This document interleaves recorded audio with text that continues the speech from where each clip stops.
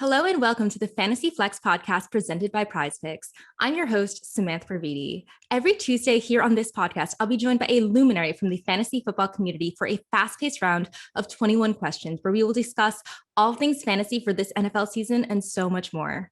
On today's episode, I'm joined by the one and only Jeremy Layton, sports editor at the New York Post and sharp bettor / fantasy football player, giving out all sorts of advice on the Post's Blue Rush and Gangs All Here podcasts, who you can find on Twitter at Jeremy Layton with a 0, pissing off a new fan base each week and all over the New York Post.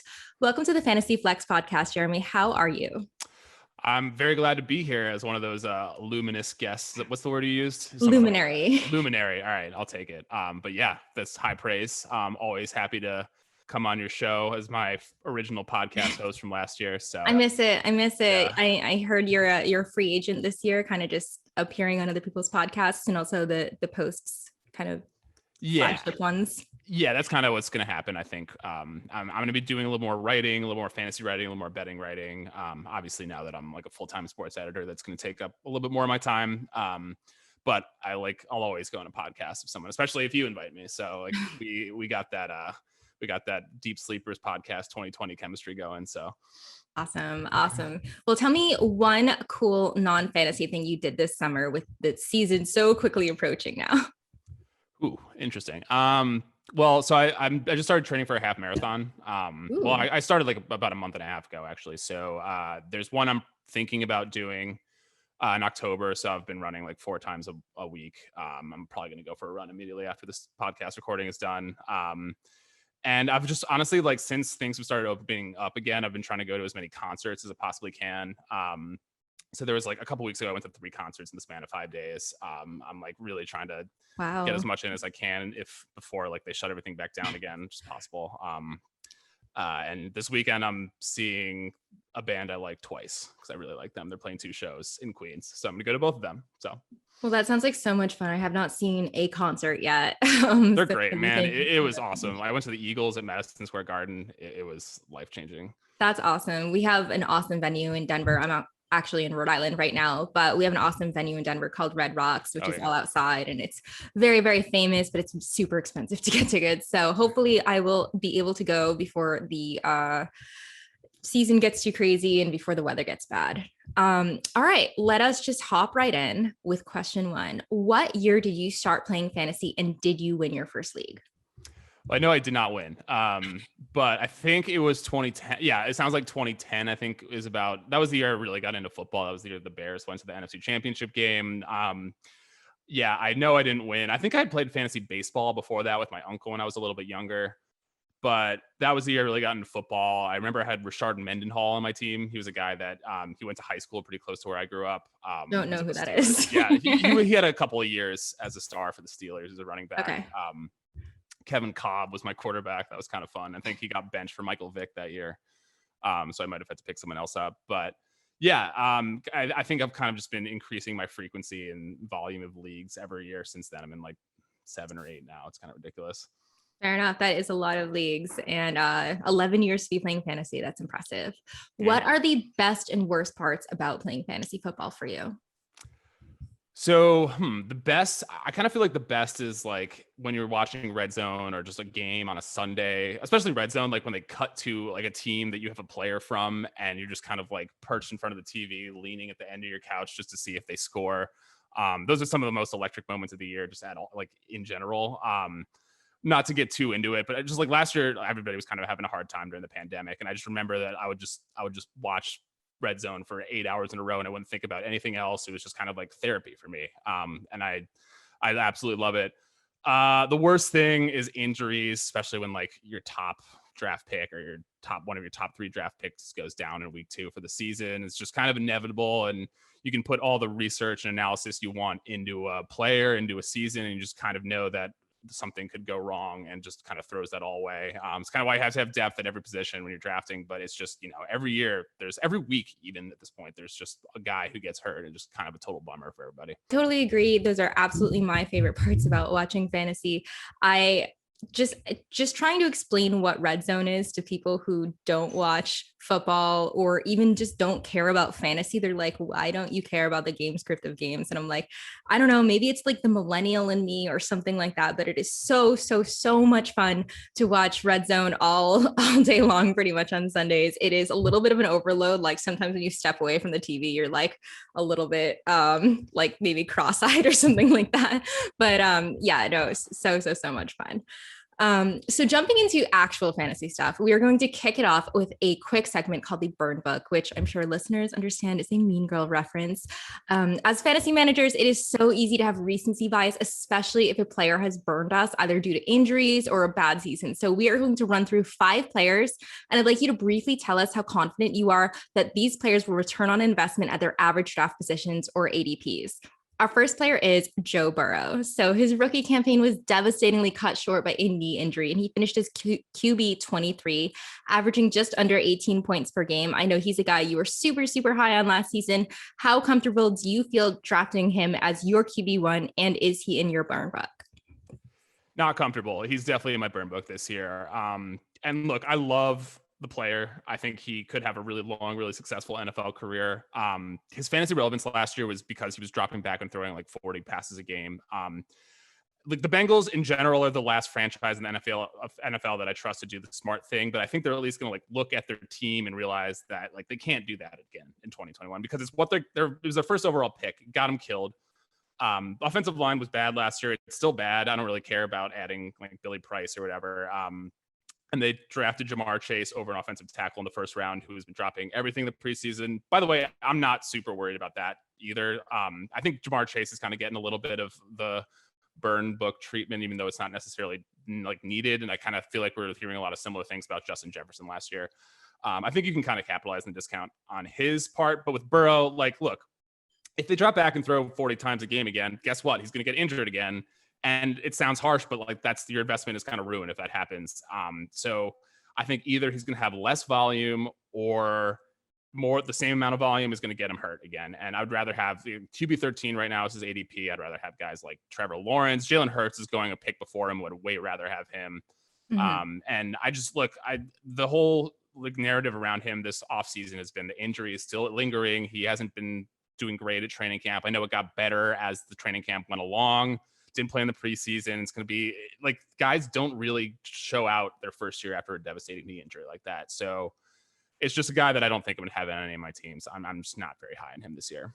That's tough. I know you were obviously super high on him last year, but it is a tough look coming off of a knee injury that didn't happen necessarily that early in the season. And they did not make improvements to that offensive line. And it was painful to watch last year with him just constantly on the run. So yeah, I mean, it's very short-sighted of them to not go after Sewell, in my opinion, though I'm obviously excited to see Chase. So the next guy in this segment we're going to talk about is Chris Godwin. So last year, he was a little bit of a disappointment. He failed to deliver at his lofty ADP. He finished as wide receiver 38, averaging 11.9 points per game, while his counterpart, Mike Evans, finished as wide receiver 9 at 13.8 points per game. I mean, of course, a lot of those games were like 2 yards, 2 catches, and 2 touchdowns. But, is last year's performance enough to land Chris Godwin in your burn book? So I think it's kind of when you project these 3 receivers, what I kind of did was I went back and looked at whatever. It was like an 11 game stretch where all 3 of them were on the field together. That includes the playoffs. Obviously Mike Evans, Antonio Brown when he got there, and Godwin. And when you look at it, Godwin had the fewest yards per catch of those 3. He was tied for the fewest touchdowns at the same amount as Brown. And this is when Brown like wasn't really like he was kind of just working his way into the offense. He kind of came in off the street and started playing with them. So I kind of feel like as he gets a little bit more reps with Brady and the offense, he's going to get more involved too. Mike Evans was easily the best of the 3. They're kind of at a similar ADP right now, which feels weird to me. Like Mike Evans and Chris Godwin, that is. Evans is wide receiver 11 on Fantasy Pros average ADP. Godwin's 14, and Antonio Brown is 37, which is a huge difference between the 2 of them. And I think you can get really similar production from Brown 4 or 5 rounds later. So Godwin is kind of near the top of my do not draft list. I saw him go in the 3rd round of one of my leagues, and I was just like, that's crazy. And then even beyond the wide receivers, OJ Howard's coming back. You're adding Giovanni Bernard into the mix, who's a great pass catcher. A lot of mouths to feed. And if you look at the receivers that are going around where Godwin is going, he kind of feels like he's the only guy who's not going to get 1,000 yards. And so you're just kind of counting on a lot of catches, a lot of touchdowns. And with so many mouths to feed in this offense, it just doesn't seem like that's super realistic at this point. So yeah, Godwin, burn book for sure. That is a tough look. I have been drafting him a little bit too much, I think, recently, just because I just think I'm not confident in Antonio Brown just from a off-field perspective. He's already punching guys out, in joint practices. So a little bit concerned about him. I think if he's off the field, obviously Godwin will have a lot more opportunities, but we'll see how that all shakes out. All right. The next guy we're going to talk about is literally like the poster child of the burn buck, and it is David Johnson, because men will literally draft David Johnson 4 years in a row before going to therapy. But I mean, honestly, he finished his RB24 last season through 16 games. That's 13.1 points per game, but no one seems to want him this year. I'm kind of in that camp of like, let him be someone else's problem. But is he in your burn book forever now? Absolutely. Like, if you draft anyone in the Texans within the top 100 picks, you're just asking to come in 9th place in your league. And especially the running backs. I mean, you got Mark Ingram there. You got Philip Lindsay there. Who's going to handle the lion's share of the carries? Who knows? And David Johnson, for some reason, is still RB42, just because of the name brand, probably. Maybe because of the fact that they traded for him last year. But Bill O'Brien is gone, mercifully. And RB42, that's in front of guys like Tony Pollard, who is top 12 upside if Zeke gets injured, God forbid. So, after a guy that is guaranteed kind of at least a close to a workhorse role, I'm only drafting running backs that have huge upside if something happens, something shakes out their way, injuries, etc. And really, David Johnson has no ceiling and really no floor, honestly, because who knows? He could get 7 carries a game and average 2 yards a carry, and that wouldn't shock anybody. And this team is such a mess. You really have no idea what to expect. The only guy I can consider drafting from the Texans is Brandon Cooks, and that's just basically pure volume because we know he's the only receiver worth anything on that team at this point. So, yeah, David Johnson, not touching with a 10-foot pole. Fair enough. It sounds like you don't even need therapy at this point. No, I haven't drafted him in a couple of years. I have no interest in it. So no, definitely fair enough. I think there's a lot to be said about his name brand, and I think his ADP is a little inflated just due to the average person drafting because he is not going that high in my drafts. He just seems to be that guy. Him, like Miles Sanders, Antonio Brown, guys like that. It's like no one wants to touch them. So I think he's in a lot of people's burn books. All right. The next guy we are going to talk about is Clyde Edwards-Helaire. So here's a guy we collectively thought could disappoint at his average draft position last year. He was being drafted as high as 5th overall in redraft, which, I think we both agreed was a little high. He ended up finishing as RB18, which isn't the worst thing that could happen in a rookie campaign. Is there some post-hype sleeper appeal? Was one subpar rookie campaign enough to land CEH in your burn book? No, actually, it's funny because you and I were kind of at the forefront of the fade CEH movement last summer. It was right when we started our podcast. I think we talked about it every episode. Clearly we were right. Between him and Josh Allen. So we got one of two. Yeah. We were halfway there, which is 50%. It's not terrible. Totally. But now that he's kind of sliding down board, and I don't know if sliding is the right term, but he's available in late 2nd, early 3rd round. I think it's actually kind of a good time to remain contrarian and kind of zig while there's zag, because I still think there's a really nice buy low opportunity for him if you can get him at that point. If you look at the first 6 games of the season, that was before Le'Veon Bell was signed by the Chiefs. He was getting a workhorse workload. He was getting about 18 carries a game, and he was averaging 4.6, 4.7 yards per carry. So he was performing well. And the thing that wasn't happening was the touchdowns. He scored 1 touchdown in that span of 6 games. 4 rushing touchdowns total on the year. You think maybe that could regress positively. When you look at it, you do see he did get a good amount of goal line attempts, and he had 28 carries inside the 20 last year, 15 inside the 10. He just couldn't convert. Does that mean he's bad? I don't necessarily think so. I just think that, they made all these improvements on the offensive line. Maybe they get more push if they're trying to score rushing touchdowns on the goal line. I wouldn't be shocked if he scores 7 or 8 touchdowns while maintaining that pace that he had at the beginning of the rookie campaign last year, because Le'Veon Bell's gone. I'm not worried about Darrell Williams or Jerick McKinnon. And if he catches passes at the rate that we kind of thought he was going to, he could end up smashing. He could be a top 5 running back. I think he has the most upside out of any of the non-top 10, top 12 running backs that you can kind of get. I actually projected him as my RB11. So I have a pretty enthusiastic projection on him, I would probably say, and I've gotten him in a couple leagues, but I'm pretty ecstatic to get him if I can get him in the third round, and even the late second. I don't hate it either. Yeah, I think this is definitely a case of zigging while other people are zagging type thing.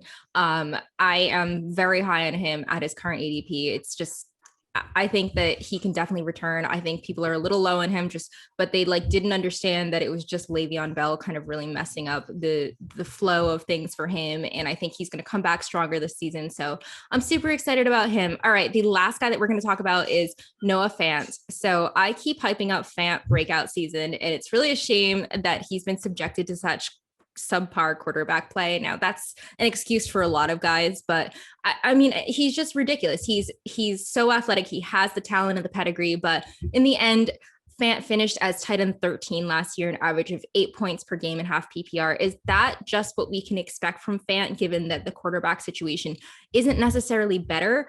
Or, are you drafting him into his ADP of tight end 7? Yeah, so Fant is one of those guys that is just kind of really difficult to predict at this point. I mean, conventional wisdom in the fantasy industry, I think, has kind of developed this year, where it's kind of like a hive mind thing, where if you don't get one of the top 3 tight ends, you're better off waiting until the final few rounds and taking a bunch of swings on, the Cole Kmets and Anthony Ferksers of the world, because history shows that these middle guys don't necessarily pan out to the level that you're kind of expecting when you draft them. I agree to some extent, but I don't know. The top 3 guys a couple of years ago was like Kelsey, Kittle, and Ertz. Ertz dropped out. Now it's Kelsey, Kittle, and Waller. And that like top 3, that elite tier is gonna, it's gonna change. Like some people are gonna move up, some people are gonna move down, based on just a pure athleticism, like watching eye test situation. Like Fant is as good of a bet as anyone other than like Kyle Pitts, who's obviously gonna do that in a couple of years, to kind of burst into that top tier. And a couple things that are kind of holding him back, mostly it's quarterback play. And it feels like the production hasn't caught up to what you've seen from him, because you watch him play, the dude can play. Like he's fast. He's just kind of an athletic freak. He's big. He has decent hands, not the best hands, not a lot of use in the red zone, which is a little concerning. And that's what you need from tight ends. But look at last year, started off really hot, scored a touchdown in his first 2 games. Then he got hurt in that terrible game against the Jets on Thursday Night Football, which wasn't himself really for most of it. I remember talking to you about that game. It was ridiculous. But he just really didn't kind of get back to where he was at the beginning of the season. And then the quarterback play was atrocious last year. Obviously that has not, and also the other thing was the pass catchers. It's a lot of people there, like Jerry Jeudy's there, Cortland Sutton, KJ Hamler's been spicy. Neither of those problems have really been solved. So it might take until Aaron Rodgers is throwing him passes in 2022 for him to really break out. But I don't know, like you see the talent. And if you're going to take a swing on one of those mid-round guys, like he and Jonnu Smith are the guys that I kind of keep coming back to, because I just like their athleticism. I like their player profile, and eventually the production probably will catch up to that if you just start scoring touchdowns. So I don't know. It's kind of like if you're drafting him, you probably want another one. You want another backup tight end. Like you can't count on him necessarily 16 weeks out of the year, 17 weeks out of the year now. But it's a guy that I really like the player, and I really want the fantasy production to catch up to him. So we'll see if it happens. I feel like I have to take him in a couple leagues just to kind of like have that. Cause like I'm so committed to that take that I feel like I have to be able to benefit from it if it actually comes true.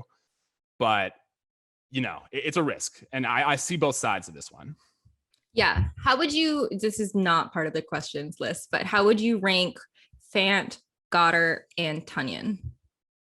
I would rank Fant by far the best of those 3, because first of all, Goddard and Ertz is still there. He says he wants to finish his career in Philadelphia. So like Jalen Hurts, 50% of his passes are completed. Like didn't really target Goddard that much when he was playing last year. I really don't have any interest in Goddard. I could have kept him with the last round draft value in my leagues, and I just chose not to because I just don't want him on my team.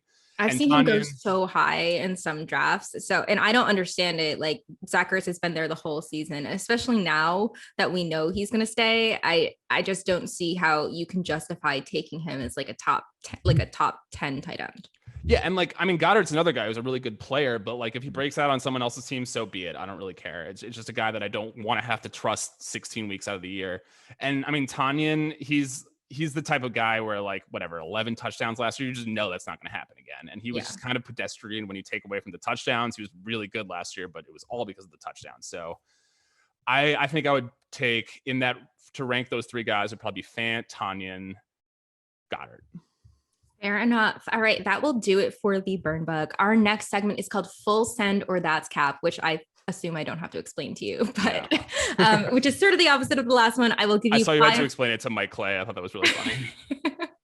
Poor Mike just did not know what cap is, but that's just because I spend way too much time on TikTok. So anyway, I will give you 5 players whose ADPs have been on the rise this offseason. I want to know, are you sending it on this player or are you drafting them with high expectations, or is that cap? So our first player is CeeDee Lamb. So he is currently being drafted as wide receiver 12, 4 spots ahead of Amari Cooper. And that kind of flip-flops this offseason because Cooper's injury, it took him a while to come off the PUP list and everything. So are you going full send on Lamb as the wide receiver 1 in this offense, or is that cap?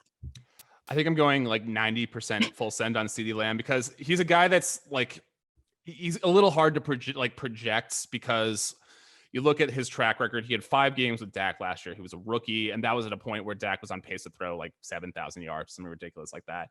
But this is a guy though where like you just kind of have to buck the projection and look at the raw talent that he has. I thought him and Judy were by far the best receivers to come out of the draft last year.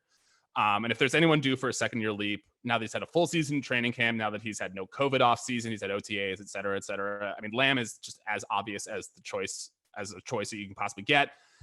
I mean, he's just so talented, and this is such a high volume passing offense. And even though there are a lot of mouths to feed here, you got Amari Cooper's still there. Michael Gallup is going to vulture some touchdowns and get some, deep balls. But even if he gets like an 18 to 20% target share, that is high, but especially considering the weapons that are on the team, but it's reasonable. He's just going to smash because he's so good. He can get open against anybody. And this is just one of the guys who just say, like, screw the projections, look at the talent. This is my guy. And I feel I have no problem taking him at the beginning of the 3rd round because I just feel like as long as he's on the field, he's going to be really productive and he's going to score touchdowns and he's just going to be an athletic freak, which is what he is. So I don't know. Yeah, I am with you on that, like 90% send. Like, I think Cooper's definitely going to have value. And I think they could both return on investment at their ADPs, but I think Lamb is probably going to be the wide receiver 1 in this offense. All right. The next guy we are going to talk about is a super buzzy guy, Marquez Callaway. So this once pass heavy Saints offense is a shell of its former self without star wideout Michael Thomas, who is on the PUP list, expected to miss probably 8 games. Who knows? Callaway is a 2020 undrafted free agent. He's currently being drafted as wide receiver 46. That's 8 spots ahead of Traquan Smith. Is wide receiver 46 too early for this preseason phenom, or are you going full send? Yeah, so this is a guy I was much happier drafting in the 12th round when no one knew who he was. Then he had to go on national TV and catch 2 touchdowns on Monday Night Football against Trevor Lawrence. And now everybody knows who he is, and you can't get him in the 12th round anymore. Now he's going like the 7th round, which is where that's where I start to get nervous. I mean, considering he has no real track record for success in the NFL, like Michael Thomas could in theory come back at some point. Mm-hmm. Maybe Jameis loses his starting job, which is a very Jameis thing to do. And then the pass offense just kind of gets cut in half. But I mean, I don't know. You just really can't argue that he's probably going to be the main receiver in this offense. And you can't deny the talent. You saw it. Everybody saw it in the preseason game. And Jameis likes bombing it down the field. They clearly have that connection. I just don't want to reach for him. Like there are guys that I kind of feel a little bit more comfortable. Like if you can get Robbie Anderson, like Robbie Anderson is a guy I'd rather have than Marquez Callaway. Like guys like, we're going to have a defined role. You've seen it before. Less so, like I'm less inclined to kind of take a huge swing on him when there are guys with, like a track record that are left on the board. But I still think that it wouldn't shock me at all if he ends up like the wide receiver 7 at the end of the year, just because if Jameis plays all 16 games, he's going to throw the ball down the field a lot because he's going to throw a lot of interceptions. They're going to be losing games. So that's just going to be more volatile. Like a Jameis receiver is always a good thing. We saw it that year that Mike Evans and Chris Godwin both were ridiculous. And who else is going to do it? Like Lil Jordan Humphrey, Juwan Johnson, like please. So it's like a guy that if you see him slide a tiny bit, take him. He's got guaranteed production in my opinion. Yeah, I think you can I think you can definitely get him in like your home leagues or something like that, and as a good sleeper. But in these expert leagues, he's definitely going a little too high for me. I would say that game broke my heart in so many ways, I because know. that's the game that ETN got injured. Is the game that Adam Troutman, who was one of my sleepers, was carted off the field. Sounds like he's not super injured, but also Marquez Callaway blows up, and now we no longer can take him as a sleeper in most drafts. Yeah, it's very annoying because I was ready to take him in the 12th round of every league that I'm in, and then he's getting taken in like the 6th or 7th round. And I'm just Annoying. like, all right. That's Next guy we're going to talk about is Justin Fields. So his ADP has skyrocketed since his very strong preseason showing. He's currently being drafted as QB 17. He was like well into the 20s before the preseason. So are you sending it at his sort of inflated ADP, or do you think that's cap? And I know you are a Bears fan, so give me your very biased Bears fan take on this. All right, well, I'll give you my unbiased take, which is that he's a stud. I like it's kind of insane to me that he's not starting right now, but I also so I understand the fear that he's not going to be ready week 1. You don't necessarily want him on your team. He's going to be playing by week 3 or 4. Like, we know what Andy Dalton is. Like, Matt Nagy promised Andy Dalton the starting job. He's going to start 1 or 2 weeks. He's going to be mediocre to bad, and they're going to swing the switch because everybody knows Justin Fields is ready. They know he's good. And if you watch what he did as a passer and as a runner, it's kind of the perfect storm for fantasy, because he's the type of dude who is he's not a running quarterback. He's a pocket quarterback. He can throw the ball down the field very accurately. He's good at reading defenses. He's quick through his progressions. He was making these crazy plays where he was like manipulating. He was doing really advanced things for a guy who's playing his first or second or third preseason game. He was manipulating defenses with his eyes. Like, the guy can play, but also, when his read isn't there, he takes off and he runs fast and he runs efficiently, and he ran at the goal line. He scored a goal line touchdown. I really don't think there's any situation where he doesn't become a top 12 quarterback once he's playing. And I really only think you have to wait maybe a couple weeks for that to happen. One of the combinations I really like to take, actually I haven't done this yet. I don't know why it's my favorite thing. I haven't done it, but Jalen Hurts and then Justin Fields, because Jalen Hurts could lose his job, but he's still a top 5 guy if he's playing the entire season. Yeah. If he loses his job, or by the time that happens, Justin Fields probably playing. So it's a good combo. I'm full send on Justin Fields, both from a fantasy perspective and from just watching him play and just an NFL perspective. Yeah, it's really frustrating because there are a lot of people that will just say things about Fields without really knowing him. And they'll just say he's just a rushing quarterback, and they compare him to maybe Cam Newton or something like that. And I think that that's not the correct analog. I think he has a lot of dimension to his game. And yeah, he has some maturing to do in this league, but I do think that Dalton is on a very short leash. So I am excited to see Justin Fields very soon. The next guy we are going to talk about is Gus Edwards. Gus Bus was surprisingly productive last season as part of a 3-man backfield, a very frustrating one. He is currently being drafted as RB32, which is actually not as high as he's going in most industry drafts now that Mark Ingram is off to Houston and J.K. Dobbins is unfortunately out for the year. Are you sending it on Edwards as a legit RB2, or is that cap? That's cap.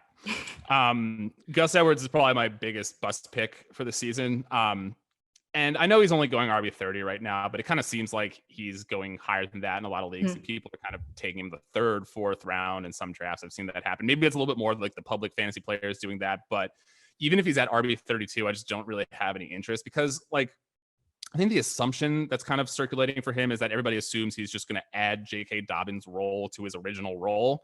But he's not J.K. Dobbins. He's a straight line runner. He doesn't have the elusiveness or lateral quickness to kind of beat guys to the edge. He offers nothing in the passing game. He's caught 18 passes in 3 years. Now everybody's talking up this guy, Tyson Williams. And guess what? Their lead back isn't going to be either of those guys. It's going to be Lamar Jackson. So he's going to take away goal line carries. He's going to get a lot of the carries, a lot of the yards. If you're in a PPR or half-point PPR, just keep Gus Bus as far away from your team as possible. He's just not going to catch any balls. And even in standard, I think he needs to slide a few rounds before I'd feel comfortable taking him. This is the guy that, the kind of basic idea is that he's just going to have more opportunity. How do we know that? What if he has the same opportunity and someone else takes J.K. Dobbins' role? There's 2 other guys, Justice Hill and Tyson Williams, are on the team. So I don't think they're going to make Gus Edwards into anything that he's not, which is a guy who's going to pound the rock up the middle. He doesn't have a huge playbook of plays that'll work for him. They're not going to add those to him. So it's a guy that I just kind of feel very hesitant to take. Yeah, there's definitely a lot of bust potential. I feel like he was actually one of my sleepers. I feel like when J.K. Dobbins was healthy, I thought that he was going a little too late, and I just thought he was going to have touchdown potential. But yeah, now at his ADP, that in our leagues, I feel like he's going as an RB2. I'm not willing to take that risk there. All right, the last guy in this segment we're going to talk about is Kyle Pitts. He is quite possibly my favorite rookie of this year's class, but we know the history with first-year tight ends. He's currently being drafted as tight end 4 ahead of Mark Andrews and TJ Hawkinson in a half PPR. Can he break the curse of the rookie tight ends, or is this kind of cap? I don't know. Like, this is the hardest player to predict in all of fantasy, in my opinion. I mean, like, people like to talk about, drafting players at their floor instead of their ceiling. Kyle Pitts is not a guy you're going to be able to get at his floor. He's a guy you have to draft at his ceiling, or else you're just not getting him. And his ceiling is basically having the greatest rookie tight end season in history. We all know how rookie tight ends never have success. There's been one 1,000-yard rookie tight end in NFL history. Do you know who it is? It's Mike Ditka. So, maybe it happens, but the only rookie tight end above 700 yards since 2002 was Evan Engram in 2017. Yikes on that one. I mean, guys like Jason Witten, Jimmy Graham, Rob Gronkowski didn't do it.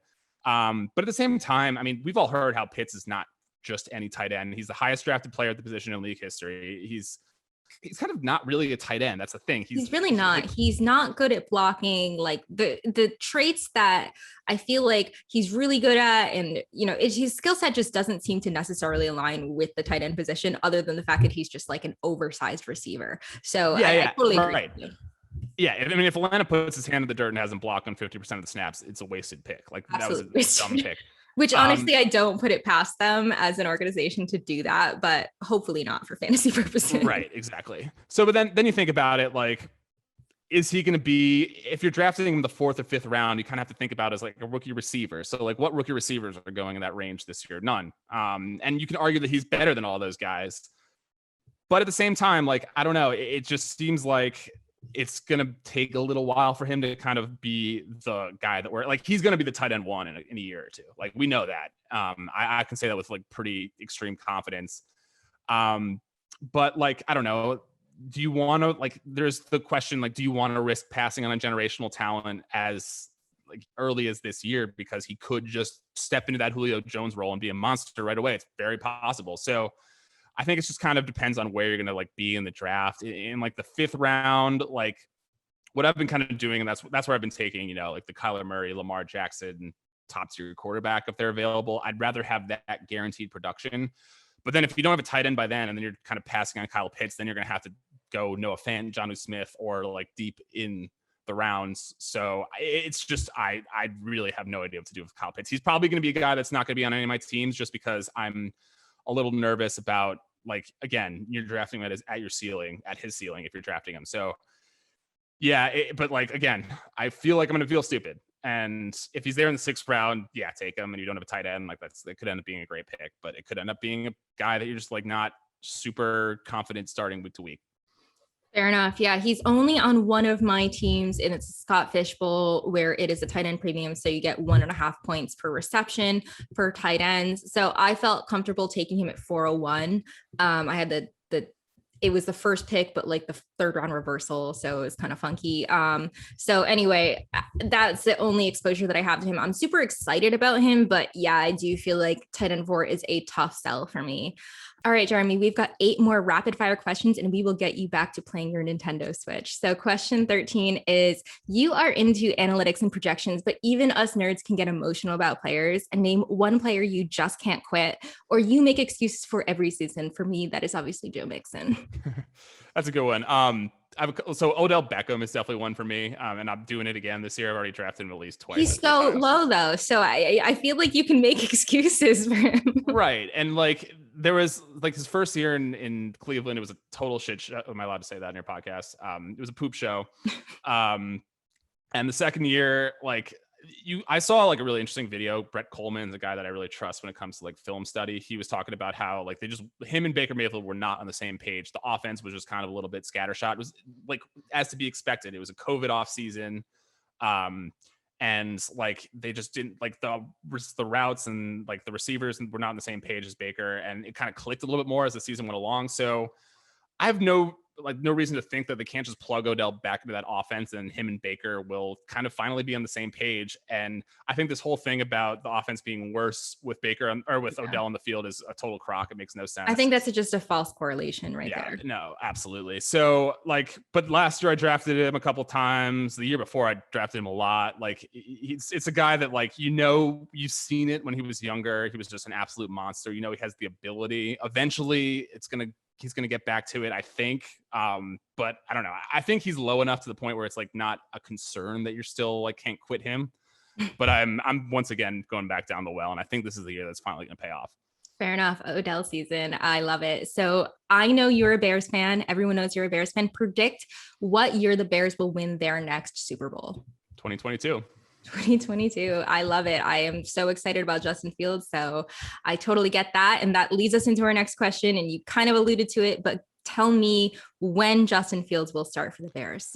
So I tweeted this. I think there's 3 possibilities. The way I tweeted, I ranked them by probability of the times he could come in. I actually going to change up the rank. I think the most likely scenario for him is week 4. Because like Dalton starts week 1, they get crushed by the Rams. He's on the hot seat. Then he plays the Bengals, his old team. He wins. He gets one more game. Then they play the Browns, and the Browns crush the Bears. And then it's time for Justin Fields. I don't think week 3 is necessarily logical starting point for Fields, because I think if Dalton is still in the game, is still starting, he'll be able to beat the Bengals. It's like he beat the Bengals last year. Played very well against them. So the second most likely is just week 2 after he craps the bed against the Rams, which is going to happen. We all know it. Like that's going to be the worst Sunday Night Football game ever. I'm going to watch it and just have my hand in my palms the entire. I tweeted yesterday. I was like, I'm very prepared for next Sunday to be the worst day in Bears Twitter history. Just like so much negativity, so many like negative tweets. It's going to be insane. And then the third most likely is the middle of that game. Like if it's 24-3 at the half, Matt Nagy's had a quick hook in the pass. He pulled Mitch Trubisky in the second half of the Atlanta game last year from Nick Foles. So like, I think he's giving Andy Dalton the job because he promised that when they signed him. They didn't know Justin Fields was going to be available. Things changed. So I don't think the job is going to be his for very long. And like, if Justin Fields is not starting by week 4, something has gone very, very wrong in the process. Or Andy Dalton's played really well, which no one's expecting. Fair enough. All right. Well, speaking of great quarterbacks, was Joe Flacco ever elite? Yes or no? I think he falls into the Eli Manning bucket, where he had that one amazing postseason run, which kind of, like every fan base clamors for that. And he gave Ravens fans a very memorable year. But no, he wasn't elite. What are we doing here? Come on. Just have to throw in some fun questions. All right. Sure. Will David Montgomery finish as a top 12 running back this season, especially with Tariq Cohen looking like his rehab's not going correctly and he may not be ready for week 1 or maybe even more than that?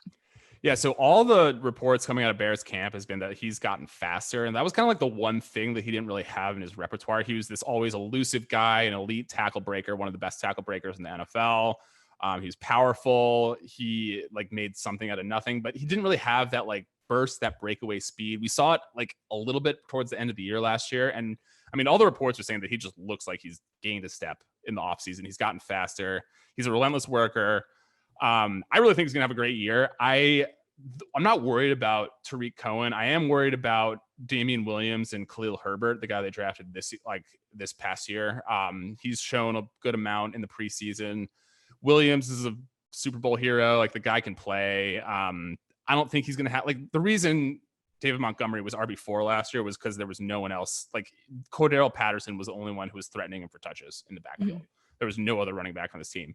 So I don't think he's necessarily going to have a top 5 finish again, but I would not be shocked at all if he ends up being like RB11, RB12. And I'm taking him in the 3rd round if he's available for sure. Yeah, he's another guy that I feel like people are like, ooh, do not touch, just because everyone's been talking about a regression. And yeah, I don't predict he's going to finish as RB4, but RB12 is totally within the realm of possibilities, especially without Cohen. So I'm excited about him. All right, give me one player who you think is primed for a big fantasy season next year. Can be a rookie coming in or Kyle Pitts. Love it. Yeah, Kyle Pitts. That's kind of the obvious answer. I mean, like he just needs a year to kind of, like find his stride, like get accustomed to the NFL. I think there are some other guys. There are some like later round guys that like you can, if you want to stash guys for, like Ramondre Stevenson is a guy that I think could end up having a huge role in 2022. I think he could have a solid role in 2021 too. Now that they traded, I got him for a $1 bid in a 16-team salary cap league, and with the keepers and everything, and I'm super excited about him. Yeah, so I have a keeper league, and I picked like him. I picked Bateman to stash in the IR. He's another guy. He's like, Bateman was my second or third favorite receiver coming out of the draft this year. When I had my pocket, I forget who the guest was who said this. I don't want to steal someone else's idea, but they're suggesting that he could be this year's Justin Jefferson as like, the fourth or fifth receiver taken, and just kind of surprise everyone. The guy, just all he did was produce when he was healthy.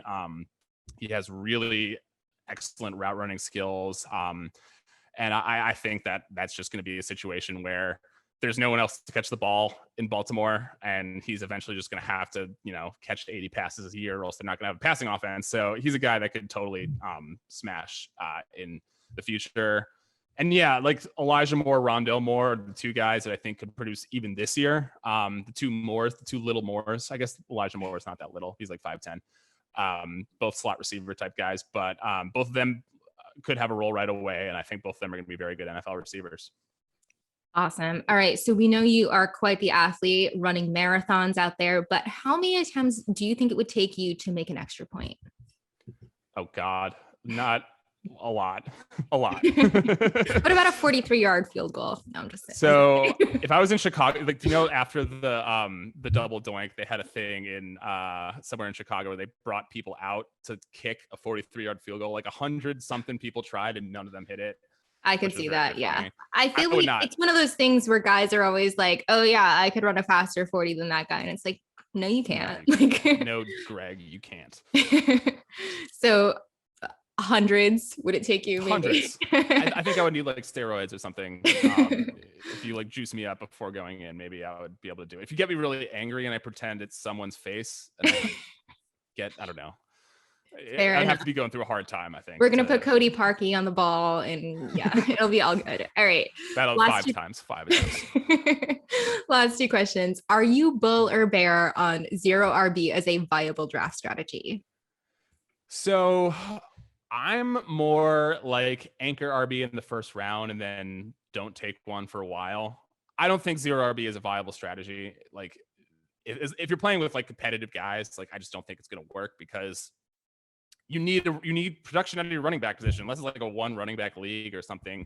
In situations where it's like a 3 wide receiver plus a flex and a PPR, that's where I think it's more realistic, because I mean, you can get a guy like JD McKissick, James White, who will give you some value every week because they're just going to catch a ton of passes. But if you're in a standard league, I just think, I don't know. I think you're just trying to be too cute. I think you got to take a running back in the first couple rounds, because like it's very rare. Like James Robinson, David Montgomery were kind of the examples last year, but they're really the only guys that came out of like the top 2 or 3 rounds that actually gave you week to week starting viability. And it's just, I don't think it's, I appreciate it. I understand why people do it, but unless the kind of circumstances align perfectly, and especially if you have like a top 6 pick, you got to take a running back. Like I think every year it just proves to be the case. And like sometimes guys get injured and you get screwed over. It happened last year a lot, but that's the way the work.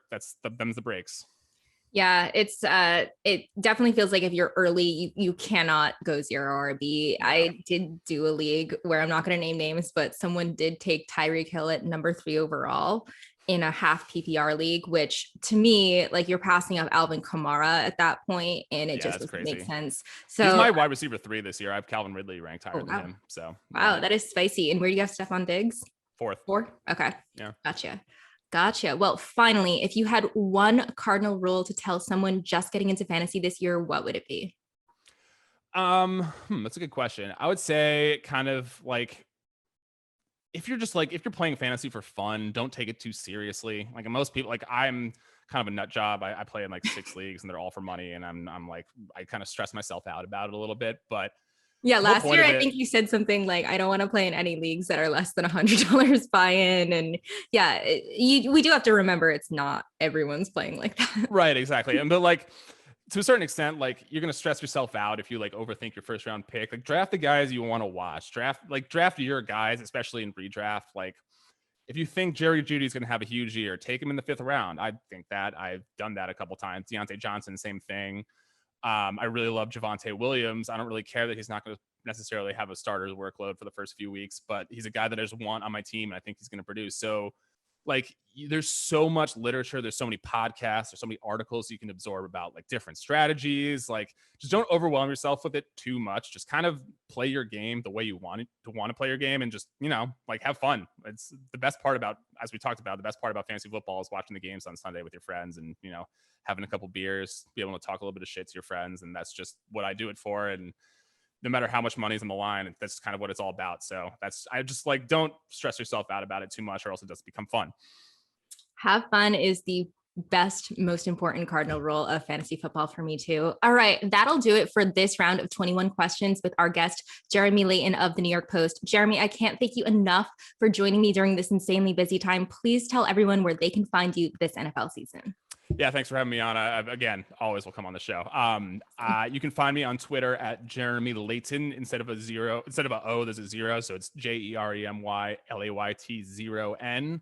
You can read me at the New York Post, and you can listen to the Gangs All Here and Blue Rush podcast of the New York Post, Giants and Jets podcast. I'm going to be doing like 5-minute segments on betting, fantasy, DFS. Love betting, love DFS. So if you're looking for like that kind of content on Twitter, definitely follow me, because I'll definitely post my plays every week. As long as you guys don't steal them, I don't lose money. But I'll do it, of course. Awesome. Thank you again. And as a reminder, Sean Kerner and Chris Raybon are here on the Fantasy Flex every Monday, Wednesday, and Friday, giving you guys all the DFS, waiver wire, and rankings info to help you dominate your fantasy leagues. I will be back this Thursday and every Thursday moving on with my mailbag episode. Speaking of which, you should email any mailbag questions to mailbag@actionnetwork.com. Thank you again for listening. Please rate and review our show on Apple Podcasts. Download us wherever you like to listen, and we will see you next time on the Fantasy Flex presented by Prize Picks. Peace out, y'all.